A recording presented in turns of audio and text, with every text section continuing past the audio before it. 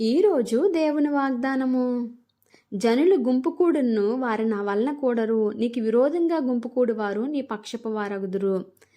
మనకి వ్యతిరేకంగా రూపొంపబడిన ఏ ఆయుధమును కూడా దేవుడు వర్ధిల్ల చేయడండి. ఎందుకంటే మనము దేవుని బిడ్డలము. ఆయన బిడ్డలకి ఏది వ్యతిరేకత వచ్చినప్పటికీ దాన్ని అడ్డుకోగలిగిన శక్తి మన దేవునికి ఉంది.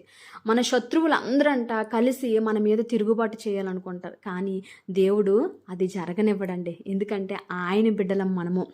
మన శత్రువులనంట మన ఎదుటేనంట హతము చేస్తాడంట దేవుడు. వారొక త్రోవను మన మీదకి బయలుదేరి వచ్చి 7 త్రోవలు మన ఎదుటి నుండి పారిపోవద్దంట. దేవుని బిడ్డల మీద తిరుగుబాటు చేయడం అనేది చిన్న విషయం కాదండి. మనం ఊరుకోవచ్చు, కానీ మన పక్షాన ఉన్న దేవుడు ఊరుకునే దేవుడు కాదు. ఆయన మన చుట్టూ ఆయన కంచి నుంచాడండి. ఆయన ప్రణాళికలో మనం ఉన్నామండి.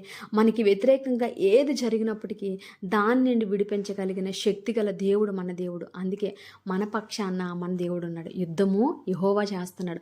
ఆయన మన శత్రువుల ఎదుట మనకి భోజనాన్ని సిద్ధపరిచే దేవుడు అండి. మన శత్రువుల ఎదుట మనల్ని ఘనపరిచే దేవుడు అండి. ఈరోజు శత్రువులని కాదు, లేకపోతే ఎటువంటి సమస్యలు కూడా మనకి బాధ కలిగించాలని రావచ్చేమో, కానీ దేవుడు దాన్ని ఆశీర్వాదకరంగా దేవుడు మార్చగలడు. మనకి శత్రువులను మిత్రులు ఎలాగైతే మారుస్తాడో దేవుడు, అలాగే మన జీవితంలో వచ్చిన కష్టకాలను కూడా సంతోషకరంగా మార్చగలడు.